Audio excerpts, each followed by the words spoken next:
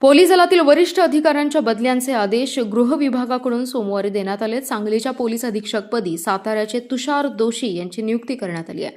वाढत्या गुन्हेगारीमुळे चर्चेत आलेले सांगलीचे अधीक्षक संदीप घुगे यांची मुंबई येथील पोलीस उपायुक्त सुरक्षा राज्य गुप्त वार्ता विभाग येथे बदली झाली आहे.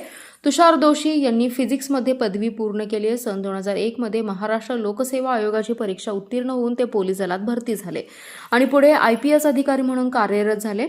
अधीक्षक दोशी हे यापूर्वी चंद्रपूरमध्ये उपविभागीय पोलीस अधिकारी म्हणून कार्यरत होते. तसेच त्यांनी नवी मुंबई पोलीस दलात उपायुक्त म्हणून काम पाहिले. जालना आणि सातारा जिल्ह्याचे पोलीस अधीक्षक म्हणून ते कार्यरत राहिलेत.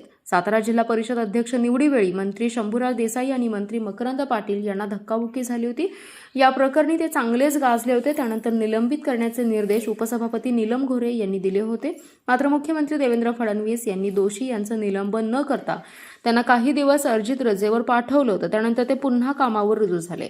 जिल्ह्यात वाढत्या गुन्हेगारी पार्श्वभूमीवर त्यांच्यासमोर कायदा सुव्यवस्था अबाधित ठेवण्याचं मोठं आव्हान असणार आहे.